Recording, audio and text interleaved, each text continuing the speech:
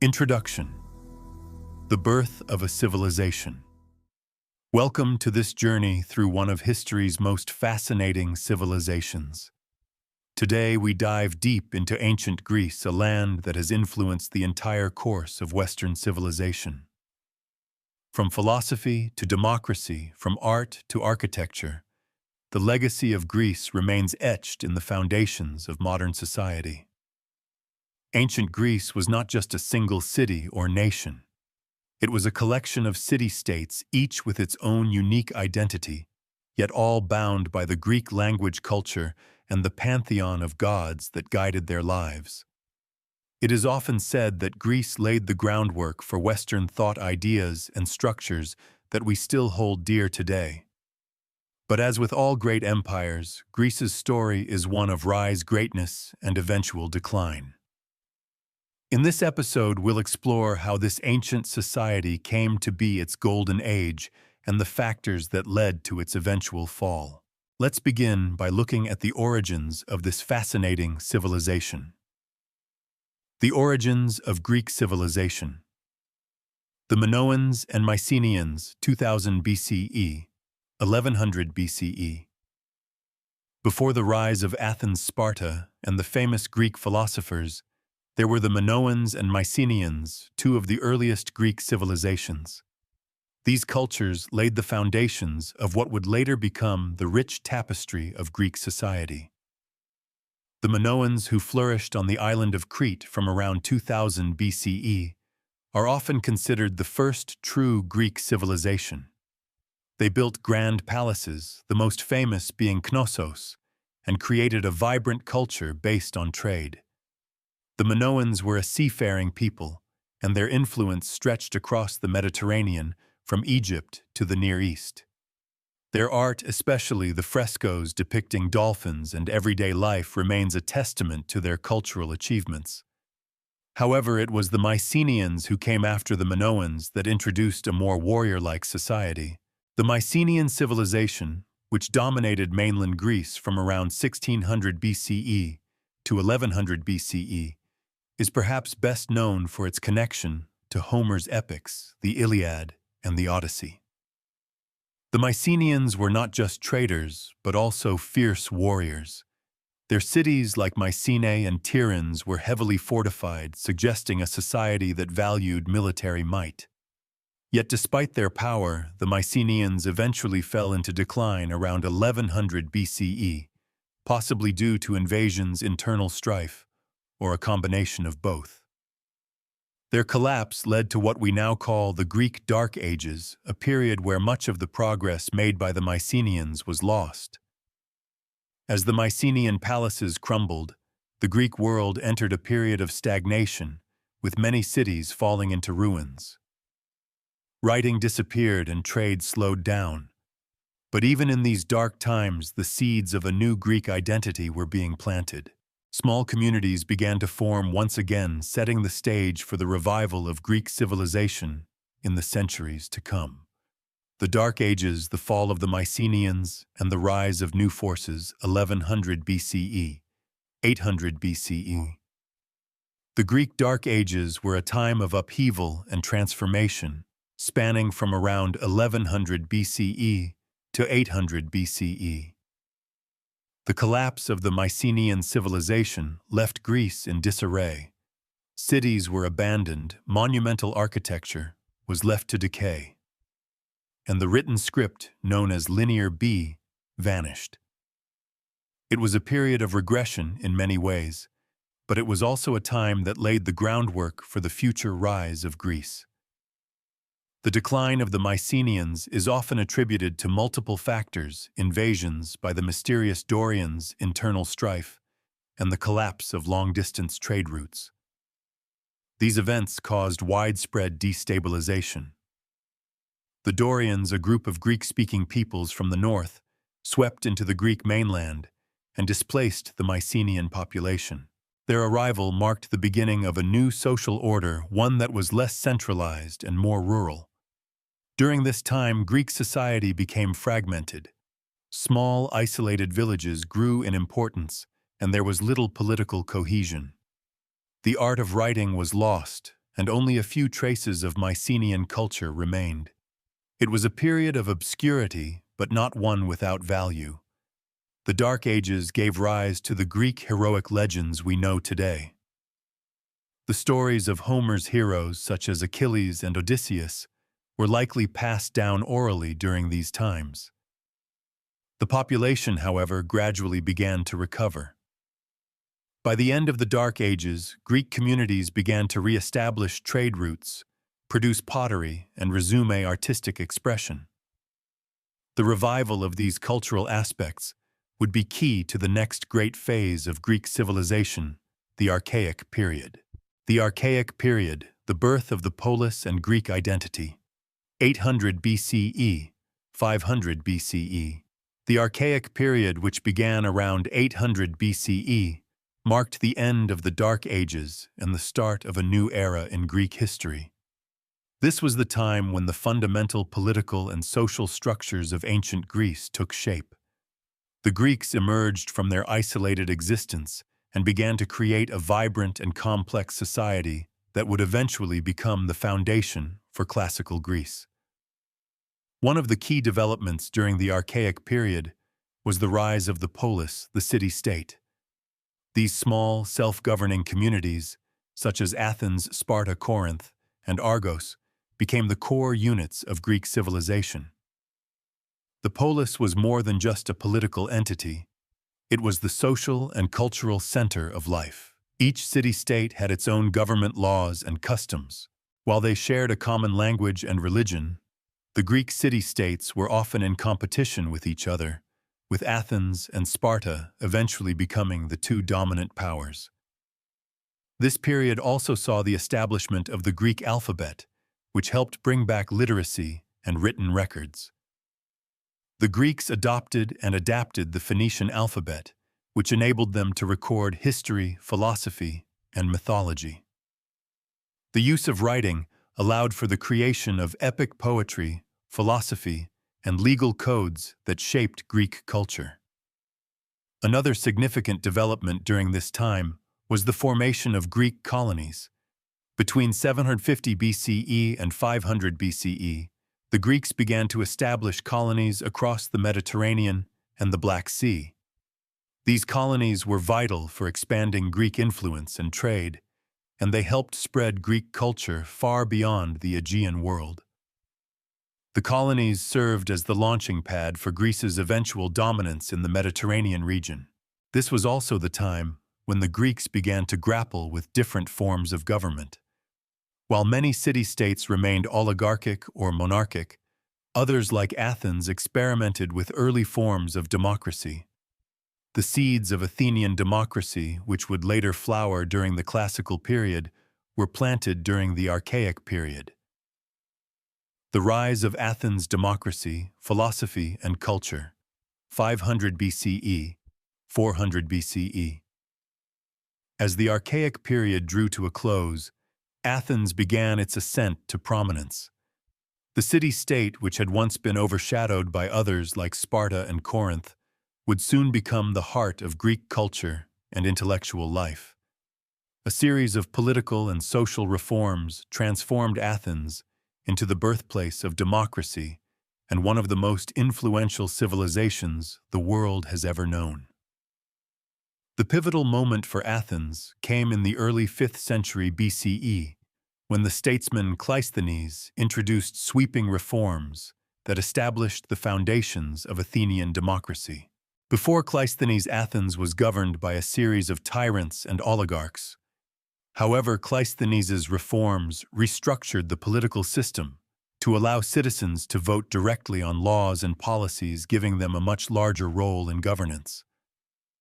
The introduction of the Demos local districts ensured that all citizens had a say in their government, regardless of their wealth or background. This was a revolutionary shift that inspired future generations and provided the blueprint for modern democracy. Athenian democracy was not without its flaws, though. Only free adult males who were born in Athens could participate in the political process, leaving women slaves and foreign residents without a voice. Despite these limitations, Athens became the beacon of political freedom, an example to the rest of the Greek world and beyond. During this time, Athens also became the center of philosophy and intellectual inquiry. The great philosophers Socrates, Plato, and Aristotle shaped not only Greek thought, but also the entire Western intellectual tradition. Socrates, known for his Socratic method of questioning, challenged traditional beliefs and sought to understand the essence of human existence. His student Plato founded the Academy in Athens, where he wrote his famous works like The Republic, outlining his vision of a just society. Aristotle, Plato's student, furthered philosophy with his extensive writings on logic, ethics, and politics, laying the groundwork for many fields of study that would emerge in the centuries to follow. Alongside these philosophical developments, Athens saw a cultural renaissance. The city became famous for its achievements in art, architecture, and drama. The construction of the Parthenon under the leadership of Pericles symbolized the height of Athenian grandeur. This temple, dedicated to the goddess Athena, became a symbol of both religious devotion and civic pride. It stood as a testament to the wealth, skill, and artistic sensibilities of Athens. The city also witnessed the golden age of Greek theater. Playwrights like Aeschylus, Sophocles, and Euripides created works that explored themes of justice, fate, and the human condition. The dramatic festivals held in Athens became a focal point of cultural life, drawing large audiences and helping to shape the theatrical traditions of Western civilization. In addition to its cultural and intellectual achievements, Athens's military prowess also grew during this period. Following their victory over the Persians in the Battle of Marathon in 490 BCE, the Athenians formed the Delian League, an alliance of city-states aimed at protecting Greece from future Persian invasions. While the League was initially formed as a defensive alliance, Athens soon transformed it into an instrument of its own dominance. Athens's naval strength became unmatched in the Mediterranean, and the city-state prospered through its control of trade routes and tribute from its allies. The rise of Sparta, military dominance and social rigidity. 500 BCE, 400 BCE. While Athens was flourishing as the intellectual and cultural center of Greece, Sparta was emerging as its military counterpart. The Spartan way of life, centered around discipline, strength, and unwavering loyalty to the state, became a symbol of military supremacy. Whereas Athens prided itself on its democracy and artistic achievements, Sparta's strength lay in its formidable army and strict social structure. Sparta was unique in its approach to governance and society. Unlike Athens, which embraced democracy, Sparta was ruled by a mixed system of two kings, a council of elders, the Gerousia, and an assembly of citizens. However, the true power lay with the warrior elite and the Spartan military system. The Spartiates, or full citizens, were expected to devote their lives to the state and its military needs. From the age of 7, Spartan boys began the agoge, a rigorous training program designed to produce the fiercest soldiers in Greece. They were taught to endure hardship, obey orders without question, and value loyalty above all else. This militaristic focus permeated every aspect of Spartan society. The Spartans viewed themselves as guardians of the Greek way of life, and their militarism was not just a matter of pride, but of survival. Their city-state was built on the conquest of neighboring territories, most notably Messenia. The Messenians, who were enslaved and forced to work the land for their Spartan masters, became the helots, an oppressed class that outnumbered the Spartans by a wide margin. The helot system ensured that Sparta's military elite could focus on training and warfare as the labor of the helots sustained the Spartan economy. The most important aspect of Spartan society was the phalanx, the tight-knit formation of soldiers that made the Spartan army nearly invincible on the battlefield. Their disciplined, synchronized fighting style was feared across the Greek world. The Spartans showcased their military might in various battles, most famously at the Battle of Thermopylae in 480 BCE. Led by King Leonidas, a small force of Spartans and other Greek soldiers held off the advancing Persian army for 3 days, making a heroic stand that became the stuff of legend. Despite their military superiority, Sparta's society was rigid and inflexible. Its emphasis on discipline and conformity stifled innovation and intellectual achievement. While Athens was producing philosophers, playwrights, and scientists, Sparta remained focused solely on maintaining its military power. This societal rigidity would prove to be one of Sparta's greatest weaknesses in the long run. Sparta's influence waned as its rivals grew stronger, and the constant demands of warfare drained its resources. In the end, the Spartan way of life, with its unyielding focus on militarism and its disregard for cultural and intellectual development, could not withstand the evolving dynamics of the Greek world. The Persian Wars. Unity in the face of a common enemy. 479 BCE. The Persian Wars, a series of conflicts between the Greek city-states and the Persian Empire, were pivotal moments in the history of ancient Greece. These wars, which spanned from 490 BCE to 479 BCE, not only demonstrated the military prowess of the Greeks, but also marked a time of unprecedented unity among the often fragmented Greek city-states. The Persian Empire under King Darius I and later his son Xerxes sought to expand its territory into Greece, and this external threat forced even the bitterest Greek rivals to set aside their differences. The first major confrontation took place at the Battle of Marathon in 490 BCE. After the Persian Empire successfully conquered the Greek cities of Ionia, they sought to punish Athens for supporting the Ionian revolt. Darius I sent a massive fleet to invade Greece, but the Athenians, led by the general Miltiades, managed to defeat the Persians on the plains of Marathon. Despite being outnumbered, the Greek hoplites, equipped with their heavy armor and disciplined fighting tactics, crushed the Persian forces, forcing them to retreat. The victory at Marathon became a symbol of Greek unity and military superiority, but it was only the beginning of the Persian threat. In 480 BCE, the Persian Empire, now under King Xerxes, returned with an even larger force, intent on conquering Greece once and for all. This time, the Greek city-states knew they had to unite to stand any chance of victory. Sparta and Athens, long-standing rivals, put aside their differences and joined forces. Sparta, with its legendary warriors, would provide the military strength, while Athens, with its powerful navy, would secure the sea. The turning point came at the Battle of Thermopylae, where King Leonidas of Sparta and his 300 elite soldiers, along with a small force of Greeks, made a heroic stand against the Persian army.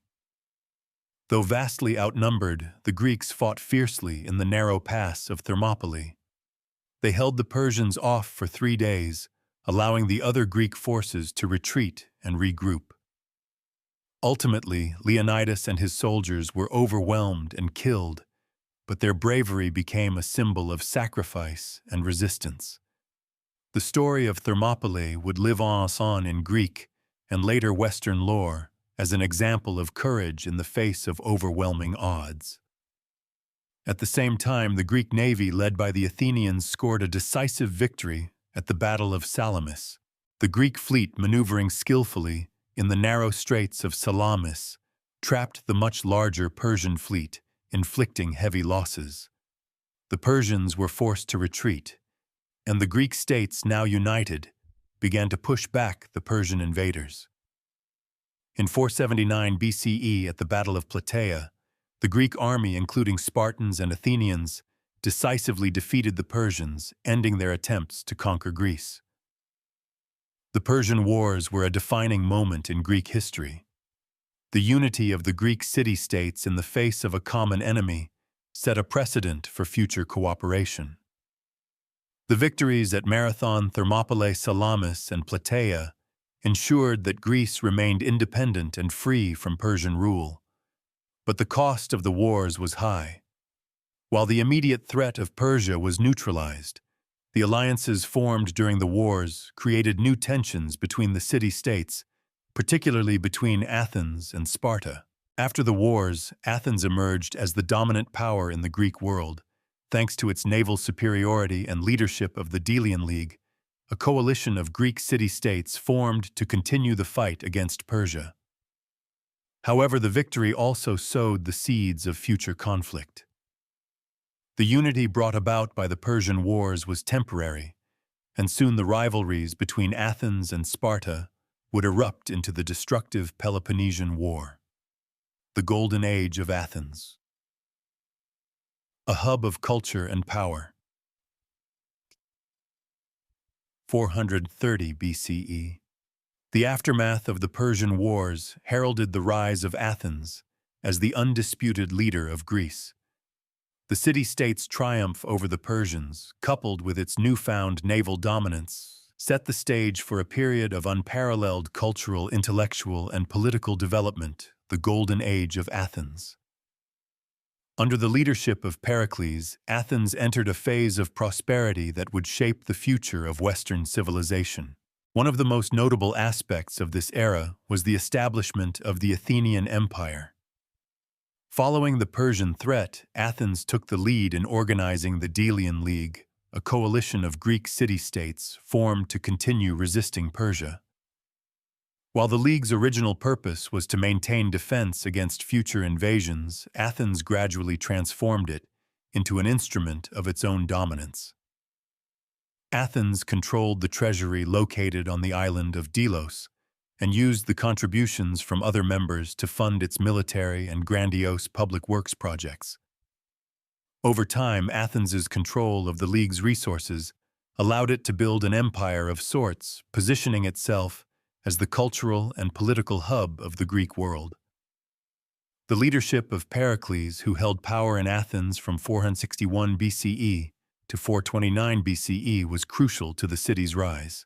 Pericles was a master strategist who understood the importance of military power, but he also recognized the value of art culture and intellectual achievement. He led Athens during its most prosperous and influential period, during which the city became a symbol of democracy, artistic brilliance, and philosophical inquiry. Pericles initiated an ambitious building program that transformed Athens into one of the most magnificent cities in the ancient world. The most iconic result of this program was the construction of the Parthenon, a temple dedicated to Athena, the goddess of wisdom and war. Standing on the Acropolis, the Parthenon symbolized the might and grandeur of Athens. Its architectural design, with its perfectly proportioned columns and stunning sculptures by Phidias, would become the standard of classical Greek architecture. The Parthenon was not just a religious structure, it was a civic monument that reflected the pride and identity of Athens. The Golden Age also saw the flourishing of the arts and philosophy. Athens became a center of intellectual life, attracting the greatest minds of the ancient world. The philosopher Socrates, often considered the father of Western philosophy, spent his days in the Athenian marketplace engaging citizens in debates about ethics, knowledge, and virtue. His method of questioning, known as the Socratic method, laid the foundations for critical thinking and intellectual discourse. Though Socrates was not a formal teacher, his influence on his students, most notably Plato, was profound. Plato, Socrates' most famous student, went on to found the Academy in Athens, the first institution of higher learning in the Western world. Through his writings, Plato explored the nature of reality, justice, and the ideal state. His works, particularly The Republic, continue to shape philosophical thought to this day. Plato's philosophy was further expanded by Aristotle, his student, who would go on to become one of the greatest thinkers in history. Aristotle's contributions to logic, ethics, politics, and natural sciences remain foundational to modern education. Athenian drama also reached new heights during the Golden Age. Playwrights like Aeschylus, Sophocles, and Euripides produced works that explored profound questions about fate, morality, and the gods. The Athenian theater, with its grand productions at festivals like the Dionysia, became a cultural staple and a platform for civic discussion. The tragedies performed during these festivals dealt with the complexities of human nature and the consequences of hubris, making them timeless reflections on the human condition. Athens was also at the forefront of democratic reform during this time. The democratic system, which had been established by Cleisthenes, was refined and expanded under Pericles. The citizens of Athens participated directly in government through the assembly, where they voted on laws and policies. Public office was open to any citizen, and positions were often filled by random selection, a method that Pericles believed prevented corruption and ensured equality. While Athenian democracy was far from perfect, excluding women slaves and foreigners, it represented an unprecedented experiment in participatory government. Economically, Athens thrived during this period. The city's dominance over the Aegean Sea allowed it to control trade routes, bringing in wealth from across the Mediterranean. Athens became a bustling hub of commerce, attracting artisans, traders, and philosophers from all over the Greek world. The Athenian silver mines at Laurion provided a steady source of revenue, further strengthening the city's economic power. This prosperity allowed Athens to fund its military, build monumental structures, and support the arts and intellectual pursuits. Despite its golden age, Athens was not without its challenges. The wealth and power it gained from the Delian League led to resentment among its allies, and tensions between Athens and other Greek city-states were growing. The most notable rival was Sparta, whose military society was built on a starkly different set of values. Though the period of Athenian dominance marked an era of incredible cultural and intellectual achievement, the seeds of conflict were already sown. In the end, the internal divisions and external rivalries would lead to the downfall of Athens. The Peloponnesian War, Athens versus Sparta, 431 BCE, 404 BCE.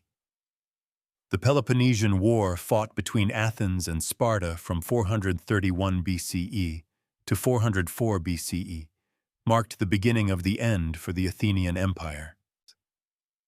This devastating conflict was not only a military struggle but also a clash of two entirely different ways of life.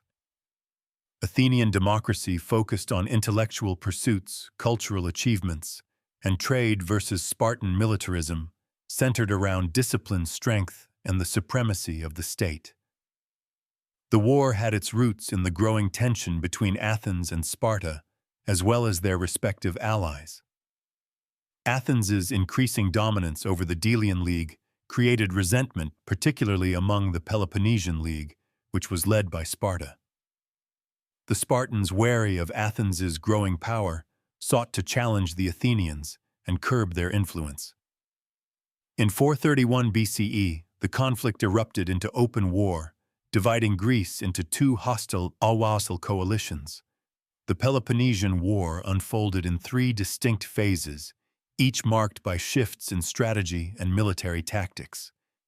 The first phase, known as the Archidamian War, 431 BCE, 421 BCE, was largely a stalemate.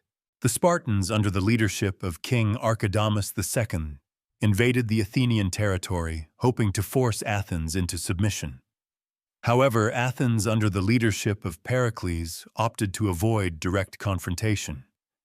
Instead, the Athenians retreated behind their city walls and relied on their superior navy to harass the Spartans and their allies. This strategy, while initially successful, had its costs, including the death of Pericles in 429 BCE, which led to political instability in Athens. During the same period, a deadly plague swept through Athens, killing a large portion of its population, including Pericles himself.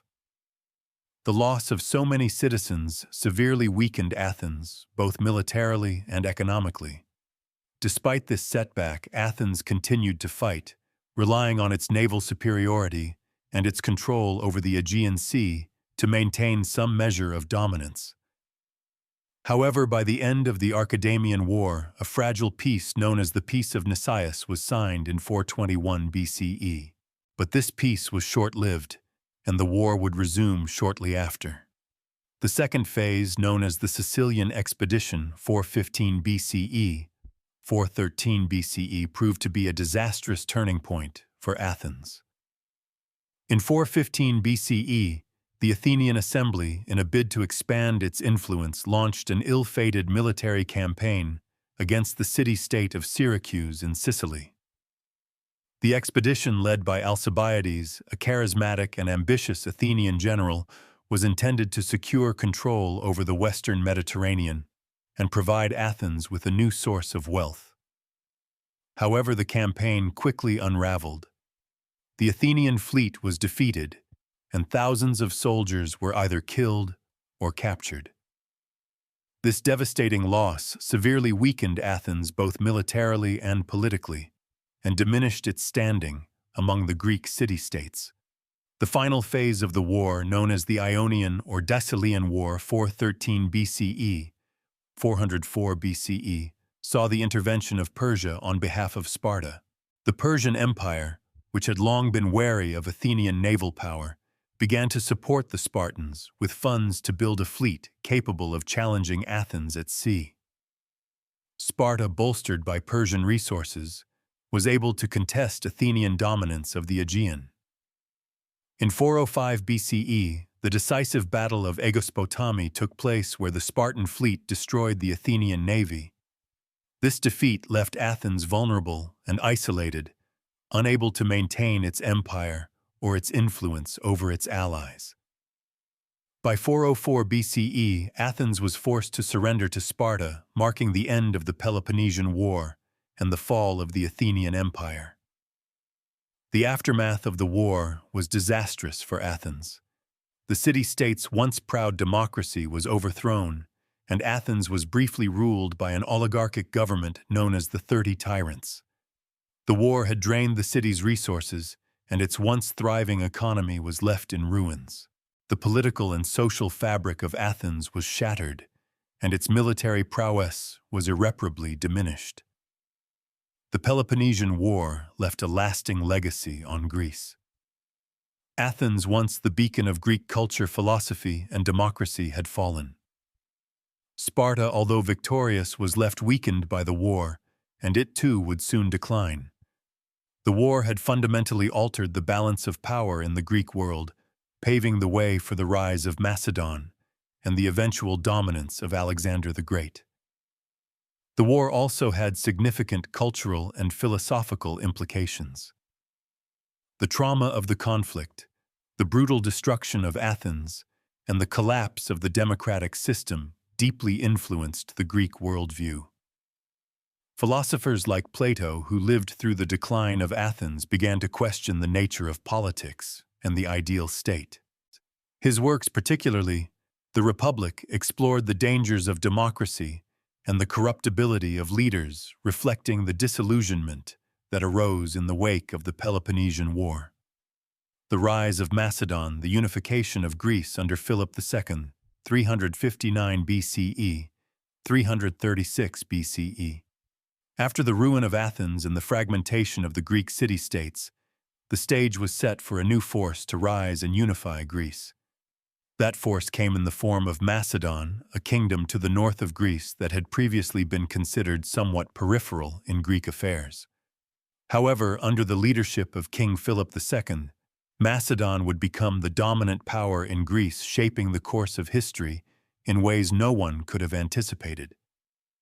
Philip II, who ascended to the throne in 359 BCE, was a brilliant military tactician and a shrewd politician. His early reign was marked by efforts to strengthen and reorganize Macedon, which had previously struggled with internal conflict and external threats. One of Philip's first moves was to reform the Macedonian army. He introduced the sarissa, a long spear that gave Macedonian soldiers a distinct advantage over their Greek counterparts. This innovation, combined with the use of phalanx formations, revolutionized warfare and made the Macedonian army a formidable force on the battlefield. Philip also recognized that in order to unify Greece, he needed to break down the long-standing rivalries between the Greek city-states. He began by forging alliances with some city-states, while crushing others that resisted his influence.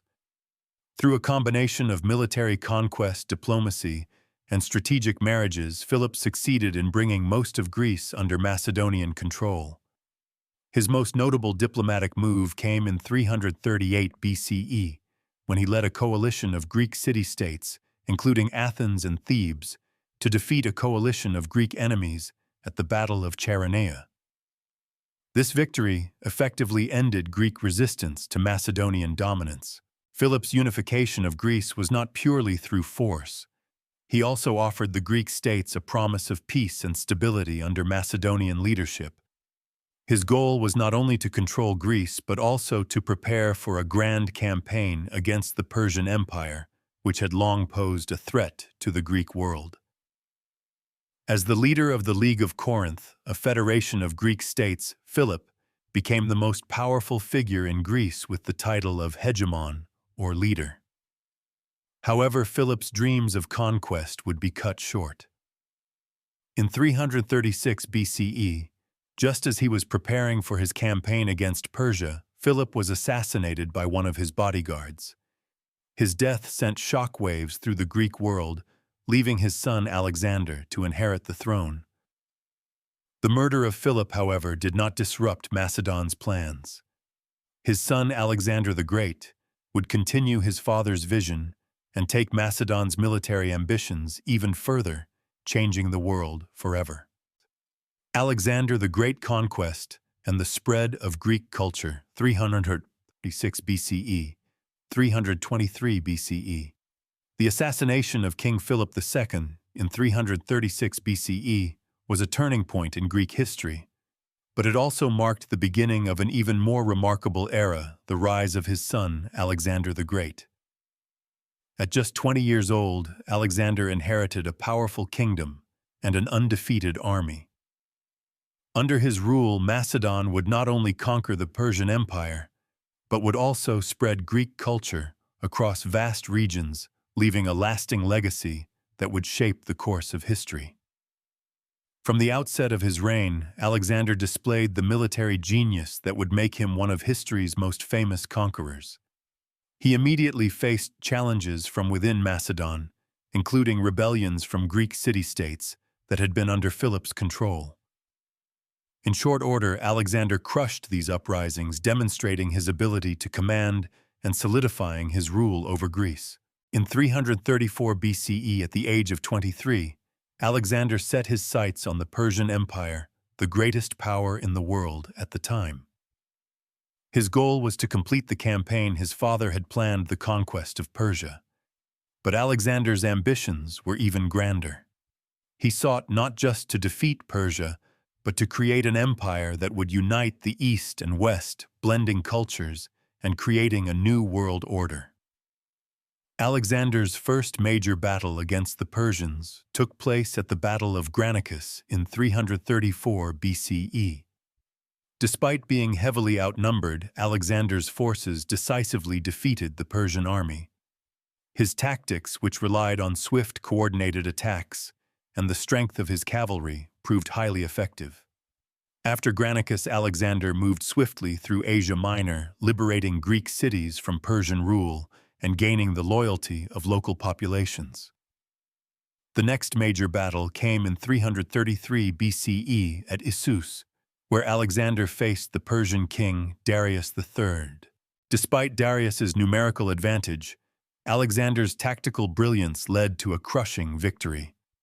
Darius fled the battlefield, leaving behind his family and his army. This victory opened the door for Alexander to march into Syria and eventually Egypt, where he was hailed as a liberator and crowned pharaoh. It was during his time in Egypt that Alexander founded the city of Alexandria, which would become one of the greatest cultural and intellectual centers of the ancient world. But it was his most famous battle at Gaugamela in 331 BCE that cemented Alexander's place in history. In this battle, Alexander faced Darius III in what was the decisive confrontation between the Macedonians and the Persians. Once again, Alexander's superior tactics led to an overwhelming victory. Darius fled once more, and soon after the Persian Empire collapsed. Alexander's conquest of Persia was complete, and he became the ruler of an empire that stretched from Greece to Egypt and from Asia Minor to India. As Alexander's empire expanded, he sought to spread Greek culture throughout his conquered territories. He encouraged the blending of Greek and local traditions, which resulted in a fusion of cultures known as Hellenism. Alexander founded over 20 cities, most of them named after himself, Alexandria, promoting Greek architecture, language, and ideas wherever he went. His efforts to merge the cultures of East and West were reflected in the arts, science, and philosophy, with Greek scholars and philosophers establishing themselves in cities like Alexandria. However, Alexander's vision of a united empire was not without its challenges. His troops, after years of continuous campaigning, began to grow weary, and in 326 BCE, at the Battle of the Hydaspes in India, they refused to march further east. Alexander's dream of conquering the entire known world came to an end on the banks of the river Beas in India, where his soldiers, exhausted and longing for home, demanded to return. Reluctantly, Alexander turned back and began the journey westward, but the strain of constant warfare and the toll it took on his body were beginning to show. In 323 BCE, after returning to Babylon, Alexander fell ill and died at the age of 32. The cause of his death has been the subject of much speculation. Some historians believe it was the result of a fever caused by malaria or typhoid, while others argue it could have been poisoning. Regardless of the cause, his death left his vast empire in disarray. Alexander had no clear successor, and his empire was divided among his generals known as the Diadochi, who fought for control in the years that followed. Alexander's death marked the end of one of the most extraordinary conquests in history. His empire, though short-lived, left a permanent imprint on the ancient world. The Hellenistic period that followed was a time of cultural exchange, with Greek ideas spreading across 3 continents.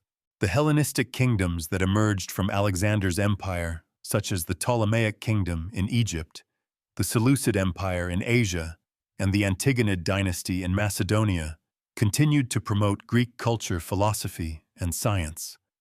The Hellenistic period, the Greek world, after Alexander 323 BCE, 30 Paus BCE.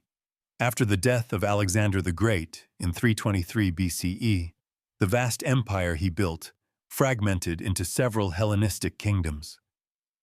His generals, the Diadochi, divided the empire among themselves, each taking control of different territories. Despite the division, the influence of Greek culture, art, philosophy, and governance persisted across these kingdoms, leading to what is now known as the Hellenistic period. The most prominent of these successor kingdoms were the Ptolemaic kingdom in Egypt, the Seleucid Empire in Asia, and the Antigonid dynasty in Macedonia. These kingdoms continued to uphold Greek traditions, blending them with local cultures and fostering a fusion known as Hellenism. Under Hellenistic rule, Greek became the lingua franca of the Eastern Mediterranean and much of the Near East, promoting intellectual exchange and cooperation across vast territories. The Ptolemaic kingdom, with its capital in Alexandria, Egypt, was a beacon of cultural and intellectual development. Alexandria itself became one of the greatest cities of the ancient world, home to the famous Library of Alexandria and the museum institutions that attracted scholars, poets, and scientists from all over the Greek world. The Library of Alexandria housed thousands of scrolls, preserving works from ancient civilizations and fostering the growth of science and philosophy. Great thinkers like Euclid, the father of geometry, and Archimedes, one of the greatest mathematicians and engineers, worked within this intellectual hub, pushing the boundaries of knowledge. In the Seleucid Empire, Greek influence was also strong, but it faced numerous challenges due to the vastness of the empire, which stretched from the Aegean Sea to the Indian subcontinent.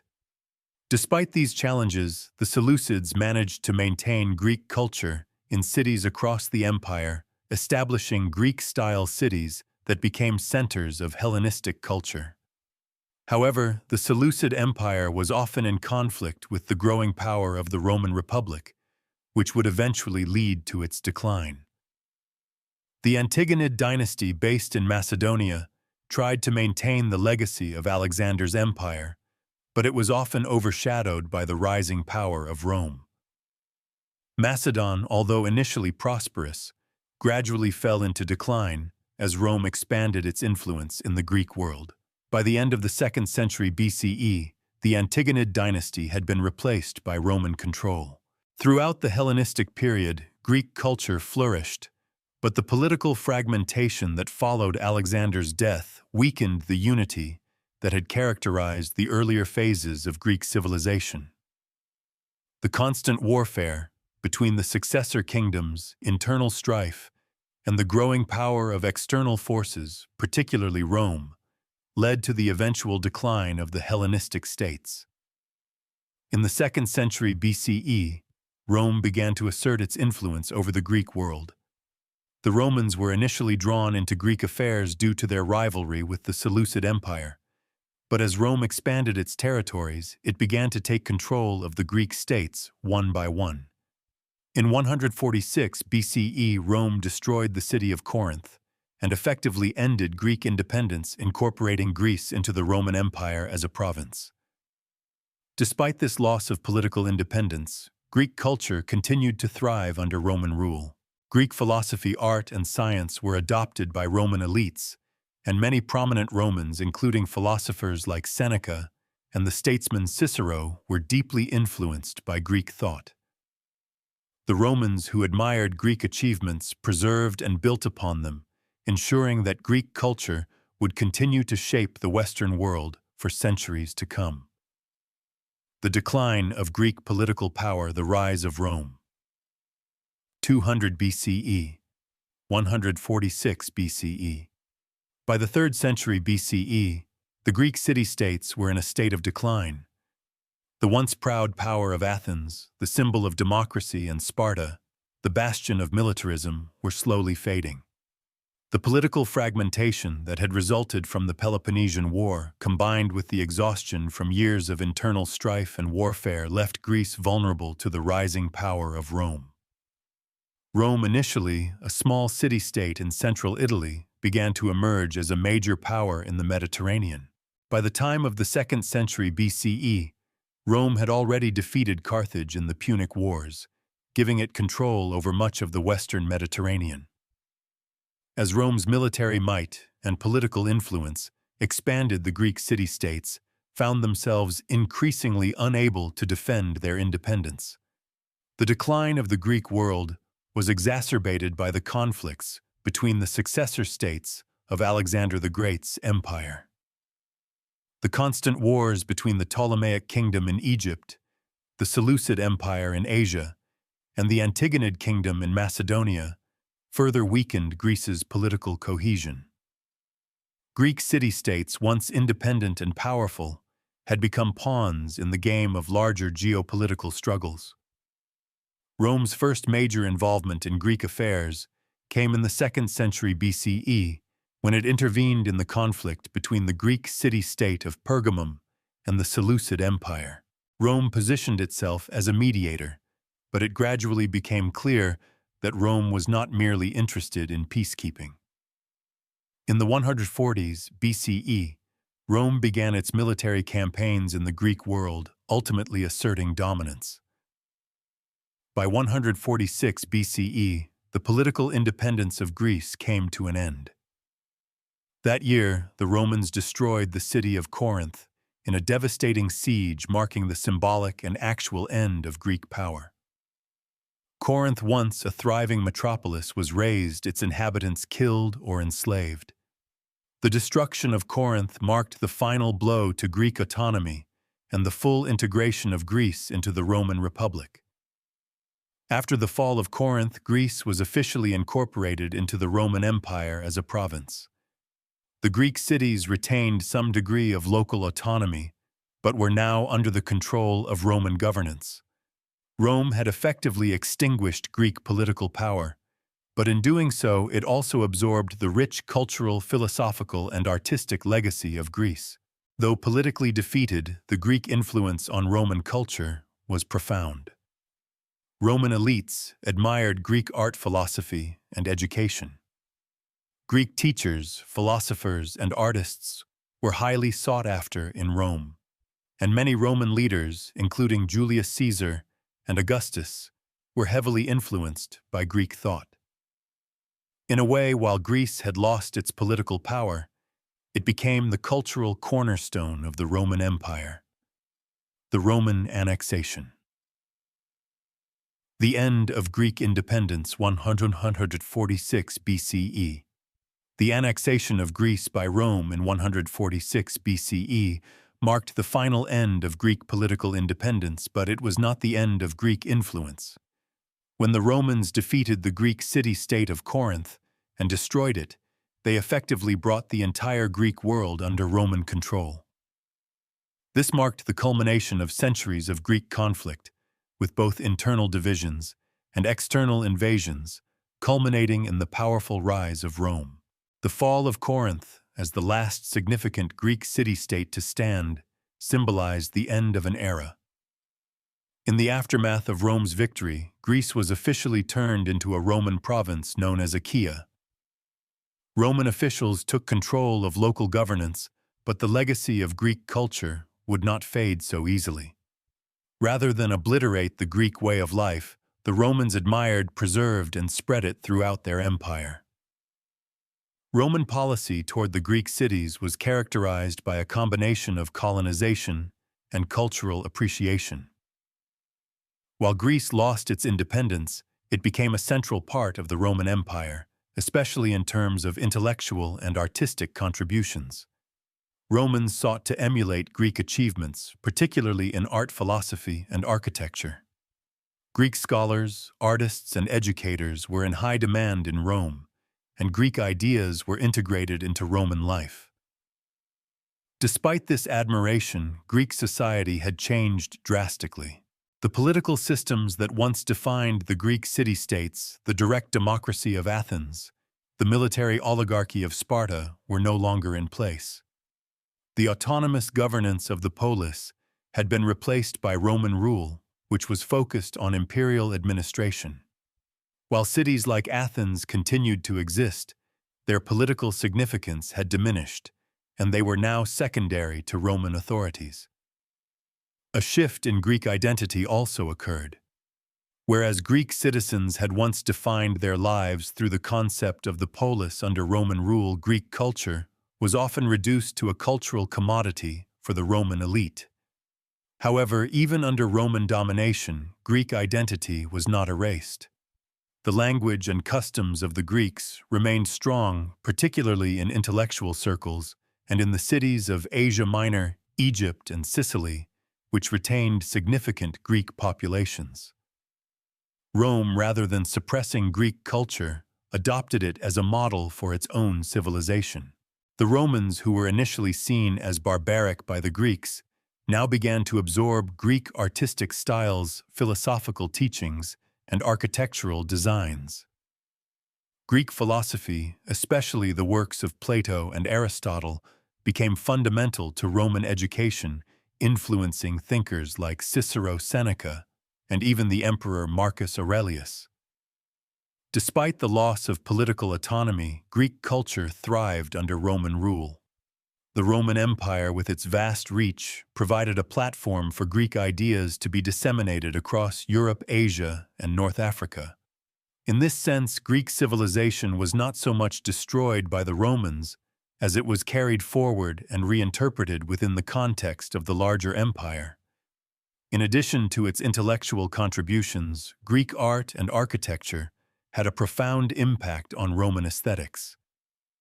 Greek temples, sculptures, and the use of the classical orders, Doric, Ionic, and Corinthian, were adopted throughout the Roman world.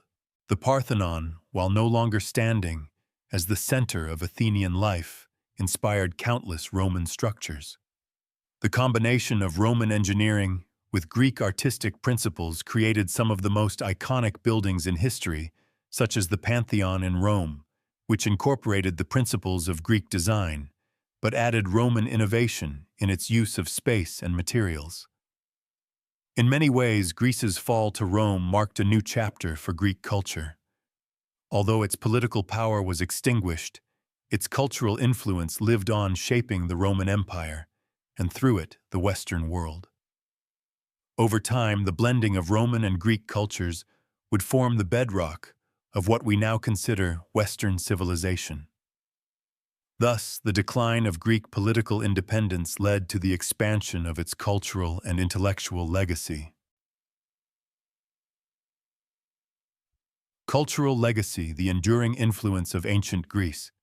While ancient Greece may have fallen politically to the rising power of Rome, its cultural legacy endured, becoming a defining feature of the Western world for centuries to come.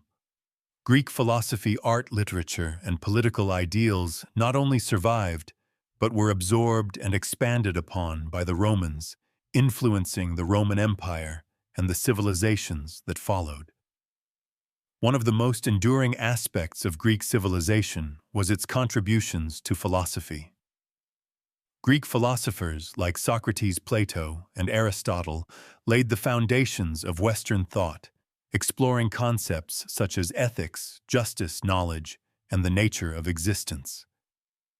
These philosophical ideas continued to be relevant long after Greece's political fall. Roman intellectuals like Cicero and Seneca were heavily influenced by Greek philosophy, integrating it into Roman political thought and ethics. The works of these philosophers would go on to shape Renaissance thinkers and modern philosophy, making Greek intellectual traditions a cornerstone of Western intellectual life. Greek democracy, particularly the Athenian model, also left a lasting impact.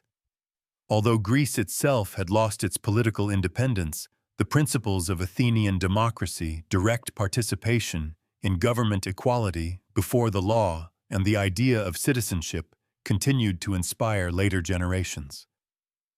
The Roman Republic, though it differed significantly in structure, was influenced by Greek political ideas, as was the development of modern democratic systems. The writings of Plato and Aristotle on governance, particularly the ideal state, would become crucial references for later political philosophers such as John Locke and Montesquieu, whose ideas laid the groundwork for modern democracy. Greek art and architecture, characterized by balance, harmony, and proportion, influenced Roman art and continued to inspire Renaissance artists like Leonardo da Vinci, Michelangelo, and Raphael. The Greek emphasis on the human form, as seen in sculptures such as the Discobolus, the discus thrower, and the Venus de Milo, remained a model for artistic expression in the Western world. The development of classical architectural styles, particularly the Doric, Ionic, and Corinthian orders, was adopted by the Romans and carried forward into Renaissance and neoclassical architecture. Greek drama, too, left an indelible mark on Western culture. Playwrights such as Sophocles, Euripides, and Aeschylus created works that explored profound themes of human existence, fate, and morality. These dramas were performed in the open-air theaters of Athens and reflected the city's democratic values, allowing the public to engage with questions of justice and social responsibility. The tradition of Greek theater continued to influence Roman drama and eventually European theater. The works of Shakespeare, for instance, reflect the themes and structures of Greek tragedies and comedies. In addition to these intellectual and artistic legacies, Greece also contributed significantly to the fields of science and mathematics. Figures like Pythagoras, Euclid, Archimedes, and Hippocrates laid the foundations of modern mathematics, physics, and medicine. Euclid's Elements became the standard textbook for teaching geometry for centuries, and Archimedes' contributions to mechanics and engineering were not fully appreciated until many centuries later. The scientific methodology developed by Greek thinkers based on observation and reasoning would become the basis for scientific inquiry in the Renaissance and the modern scientific revolution. The Greeks also influenced the development of the Western educational system. Greek philosophers emphasized the importance of knowledge and inquiry, setting the stage for the later development of universities and intellectual institutions. In the Roman Empire, education was highly influenced by Greek traditions, and Greek tutors were sought after by Roman aristocrats to educate their children. This tradition continued in medieval Europe, where Greek texts were translated and studied in universities across the continent. The legacy of Greek culture was not limited to the ancient world. During the Renaissance, there was a revival of interest in classical Greek thought and art, often referred to as the rebirth of classical learning. This period saw the rediscovery of Greek texts, the study of Greek philosophy, and the imitation of Greek artistic styles. Figures like Petrarch Erasmus and later Enlightenment thinkers like Voltaire and Rousseau were profoundly influenced by the works of Greek philosophers and historians. Even today, the impact of ancient Greece is felt in various aspects of modern life. Western governments, legal systems, education, art, literature, and philosophy continue to draw heavily from Greek traditions. Concepts such as democracy, the rule of law, individual rights, and civic duty all trace their roots back to Greece. The works of Greek playwrights are still performed, their philosophical ideas are still debated, and their artistic achievements are still admired. While ancient Greece may have faded from the political stage, its cultural and intellectual contributions have stood the test of time, shaping the trajectory of Western civilization. Greece's legacy lives on in every corner of modern life, from the ideas that govern our societies to the art that inspires our hearts. In many ways, the fall of Greece marked the rise of its influence on the world, an influence that continues to this very day. The fall of Greek military power, lessons learned and lost. The decline of Greece's military power marked a significant turning point in the history of the ancient world. While the Greek city-states had once been formidable military powers, their inability to adapt to the changing dynamics of warfare and the rise of external threats eventually led to their downfall. The factors contributing to this decline were multifaceted, involving shifts in military strategy, internal divisions, and the rising dominance of other powers, particularly Macedonia and later Rome. The Peloponnesian War, 404 BCE, had already inflicted significant damage on Athens, Sparta, and other Greek city-states. The prolonged conflict drained resources, caused social instability, and weakened the military strength of the Greek states.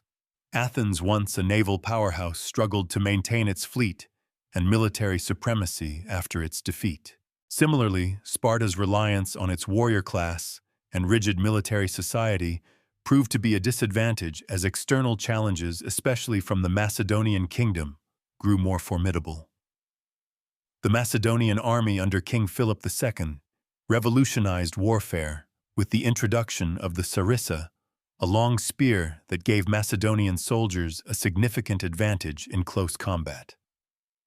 Philip's military reforms, including the use of a more disciplined and mobile phalanx, made the Greek hoplite style of fighting, which had dominated Greek warfare for centuries, increasingly obsolete. The Greek city-states were unable to match the efficiency and innovation of Philip's forces, which were not only well-equipped, but also well-coordinated. The Battle of Chaeronea in 338 BCE, where Philip II decisively defeated the combined forces of Athens and Thebes, was a clear indicator of the changing military landscape. After this victory, Greece was forced to accept Macedonian hegemony, marking the end of its military dominance. Even as the Macedonian Empire reached its zenith under Alexander the Great, the Greek city-states struggled to maintain a unified front. After Alexander's death in 323 BCE, his empire fragmented into rival Hellenistic kingdoms, and the Greek states became embroiled in constant infighting. This internal discord made it difficult for the Greeks to respond effectively to external threats, or to maintain any sort of cohesive military strategy. The Greek city-states, once united by a shared cultural and military identity, were now divided and politically fractured. The final blow to Greek military power came with the rise of Rome. The Romans, initially a small republic on the Italian peninsula, had built a military force that was both disciplined and adaptable. The Roman legions, which incorporated various tactics and strategies from their conquered territories, eventually overwhelmed the Greek city-states. The Romans were able to combine their military prowess with a sense of political unity, which was something that Greece, with its many fragmented city-states, could never achieve. In 146 BCE, Rome decisively defeated the Greek city-state of Corinth, destroying it and annexing Greece into the Roman Empire. This marked the end of Greek military power. The Romans, though they respected Greek culture and ideas, were keenly aware of the military failures of the Greek city-states. In many ways, Greece's failure to adapt to new military realities, combined with internal division and the constant threat of foreign invasion, was a lesson that the Romans would not forget. They would go on to develop an empire that would last for centuries, but unlike Greece, they would maintain a sense of unity and military strength that would protect their empire from fragmentation. The fall of Greek military power serves as a reminder of the importance of adaptability and unity in the face of external threats. The Greek city-states, despite their initial military successes, were ultimately undone by their inability to adapt to changing circumstances. In contrast, the rise of Macedon and later Rome was largely due to their ability to innovate in warfare, build cohesive military strategies, and maintain political unity. These are the very lessons that would shape the future of empires across the world. While Greece's military might eventually faded, its cultural, intellectual, and philosophical contributions would continue to influence civilizations for centuries to come. The collapse of Greek political and military power did not diminish the significance of its ideas and achievements. Instead, it marked the beginning of the spread of Greek culture across the known world, carried by the conquering legions of Rome and later through the Renaissance to modern times. Philosophy and thought, the intellectual achievements of ancient Greece. The decline of Greek political power did not signify the end of its intellectual influence. In fact, Greek thought would continue to shape the world long after the fall of the Greek city-states. From philosophy to mathematics, from politics to ethics, Greek intellectual achievements laid the foundation for Western thought, influencing the Romans and later the Renaissance, and continuing to resonate in modern philosophy, science, and politics. At the heart of ancient Greek intellectual achievement was philosophy. Greek philosophers, driven by curiosity about the world, the nature of existence, and the best way to live, pioneered many of the ideas that remain fundamental to philosophy today. Socrates, often regarded as the father of Western philosophy, introduced the method of questioning known as the Socratic method. He focused on ethical questions, encouraging people to examine their lives and actions critically. Socrates believed that knowledge was a virtue, and that understanding the self was key to understanding the world. Though Socrates left no written works, his teachings were carried forward by his students, most notably Plato. Plato, a student of Socrates, would become one of the most influential philosophers in history. He founded the Academy in Athens, the first institution of higher learning in the Western world, where he taught a wide range of subjects from mathematics to politics.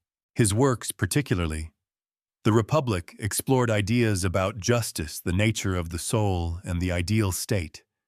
Plato's theory of the forms, which proposed that the material world was just a shadow of the true, eternal, and perfect forms, had a profound impact on both medieval and modern philosophy.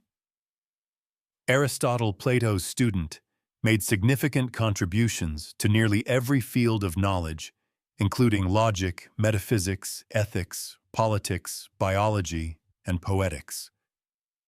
His method of empirical observation and logical reasoning laid the groundwork for the scientific method used in modern science.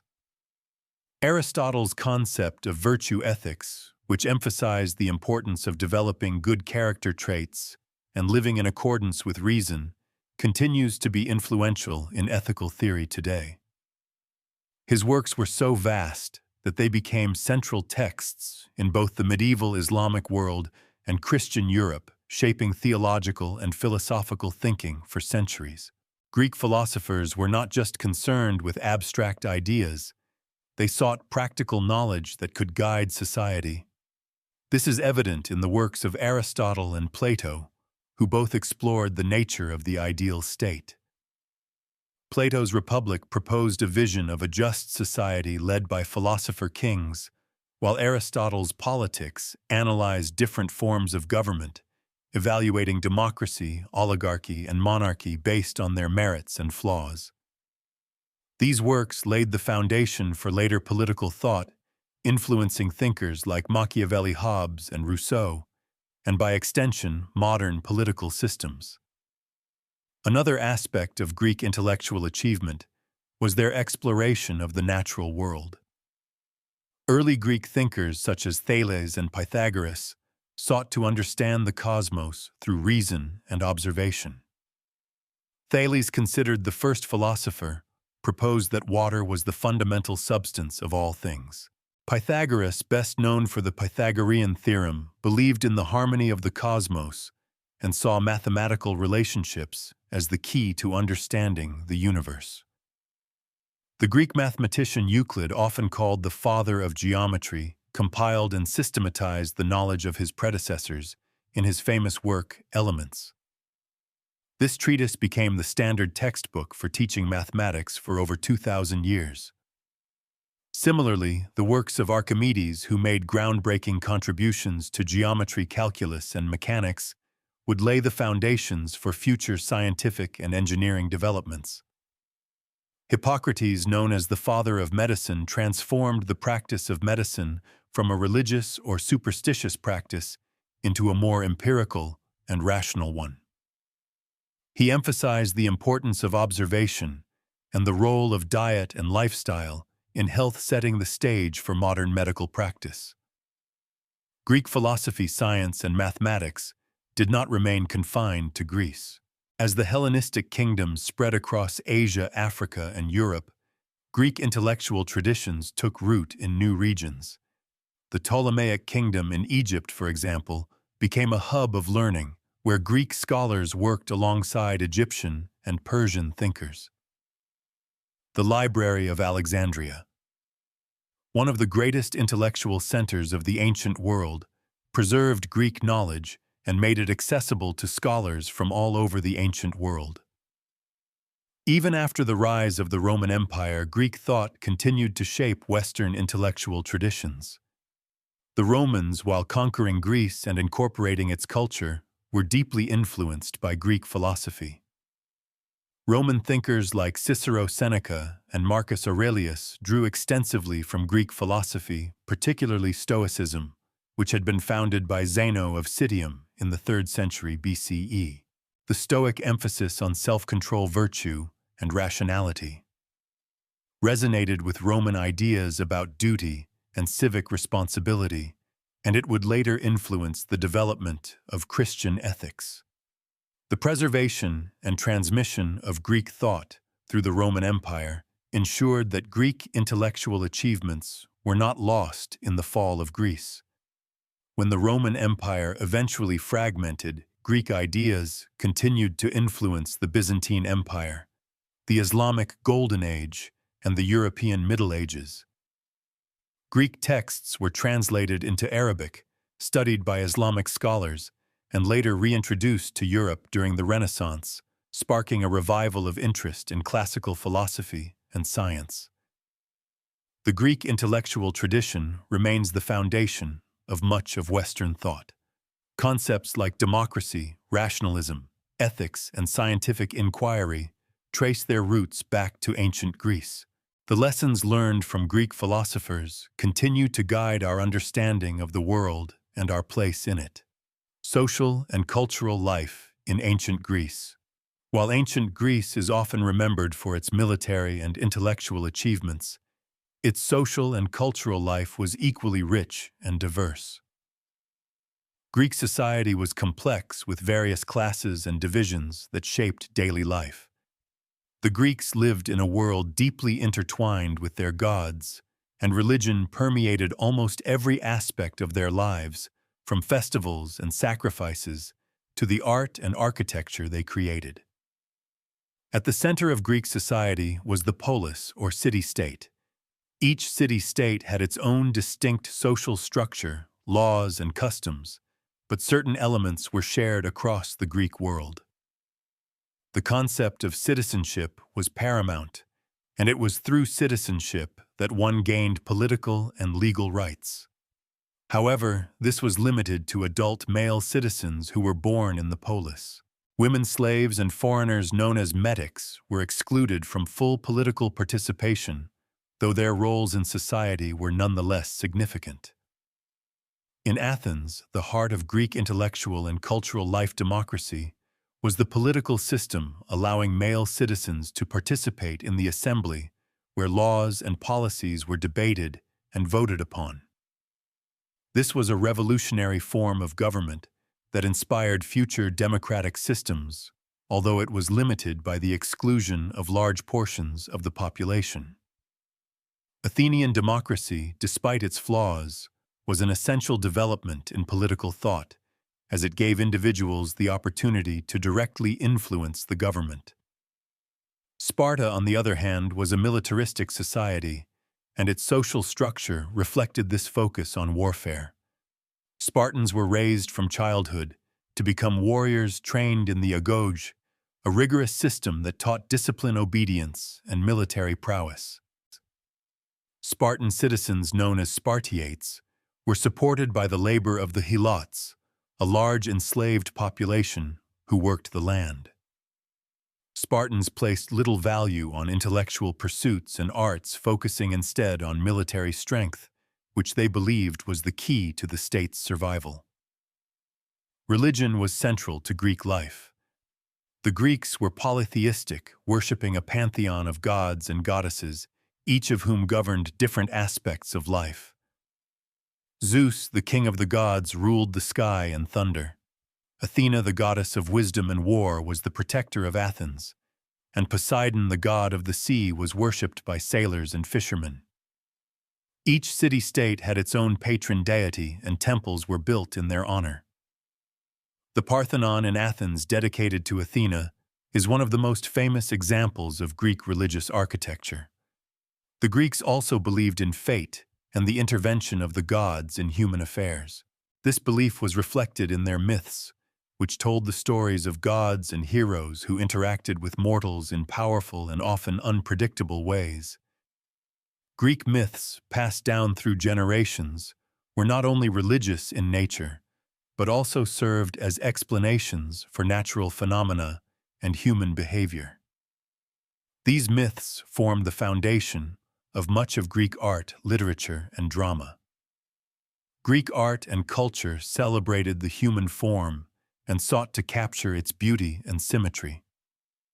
Sculptors like Phidias and Praxiteles created lifelike representations of gods, heroes, and athletes, emphasizing idealized human beauty and proportions. Greek pottery, with its intricate designs and depictions of everyday life, is another testament to the culture's appreciation for aesthetic beauty. Greek theater, perhaps the most influential form of cultural expression, was another vital aspect of their social life. Drama, especially tragedy, allowed the Greeks to explore complex moral and philosophical questions about human existence, fate, and the gods. Playwrights like Sophocles' Aeschylus and Euripides created works that dealt with themes of hubris, justice, and the human condition, ideas that continue to resonate with modern audiences. The festivals and competitions held in honor of the gods were a significant part of Greek social life. The most famous of these were the Olympic Games held every 4 years in Olympia to honor Zeus. These games, which included events like running, wrestling, and chariot racing, were not just athletic competitions, but also a form of religious worship. Victory in the Olympic Games was one of the highest honors a Greek athlete could achieve, and winners were celebrated as heroes. In addition to these public celebrations, Greek society was also deeply concerned with personal honor and reputation, social status. Family connections and participation in public life were vital to an individual's standing in society. In Athens, citizens were expected to contribute to the polis, whether through military service, political participation, or patronage of the arts. Philosophers like Socrates emphasized the importance of self-examination and virtue in one's personal life, suggesting that a good life was one lived in accordance with reason and morality. Slavery was a widespread institution in ancient Greece, particularly in Athens. Slaves performed many of the labor-intensive tasks that allowed Greek society to thrive, from working in the fields to serving in households and workshops. While slaves had no political rights, they were often treated as valuable property and could sometimes gain their freedom through their work. The practice of slavery, however, was not universally accepted, and some Greek philosophers, including Plato and Aristotle, debated its morality and necessity. Women in ancient Greece had a limited role in public life, particularly in Athens, where they were excluded from political participation and largely confined to the domestic sphere. Women's primary roles were as wives and mothers responsible for managing the household and raising children. However, some women, such as the poet Sappho, achieved fame and recognition shown for their artistic talents.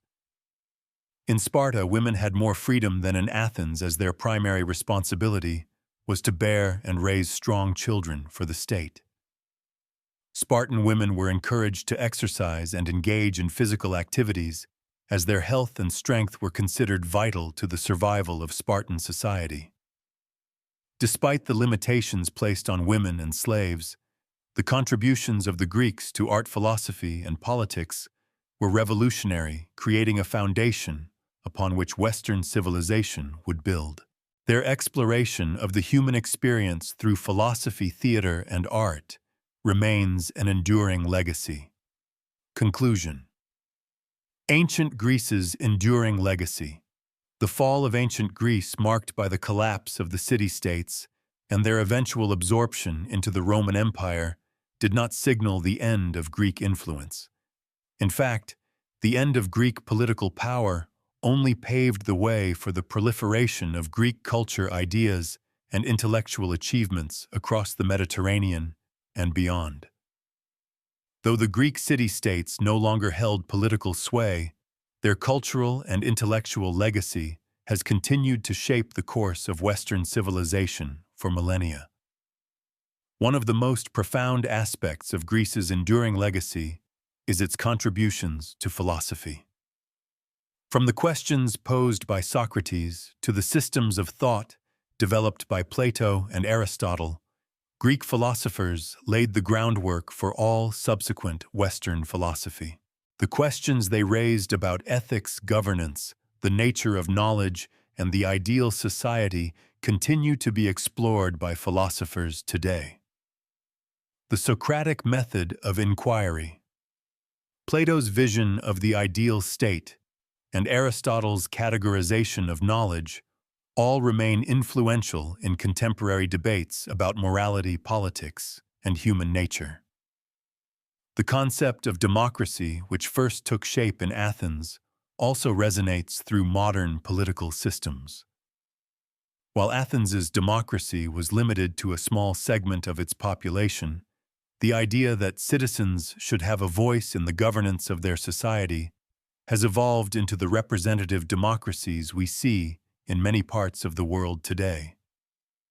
The Greeks also pioneered ideas of justice and the rule of law concepts that would later influence Roman law and much later modern legal systems.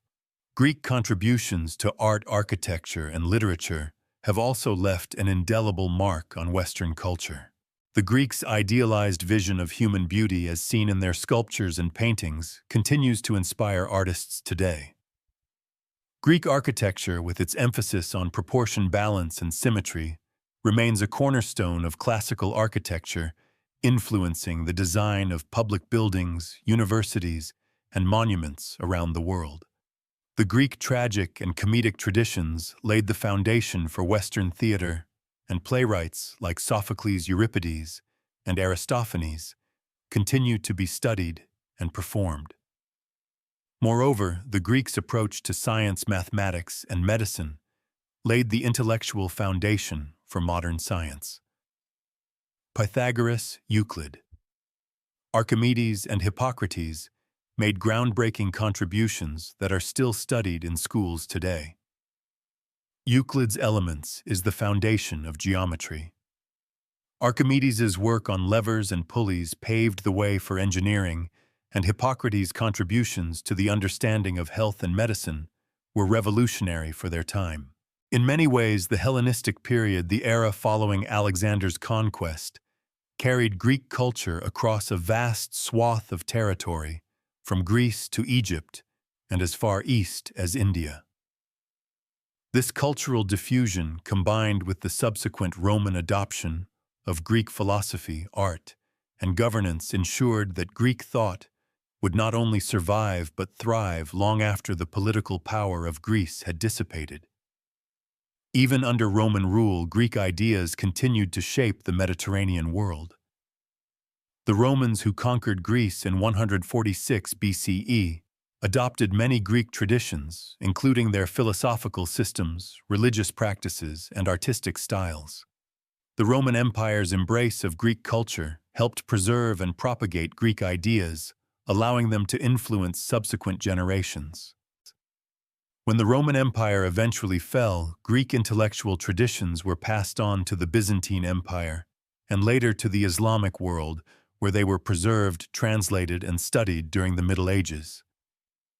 Eventually, these ideas were reintroduced to Europe during the Renaissance, sparking a new wave of intellectual and cultural awakening. The fall of ancient Greece did not diminish its relevance.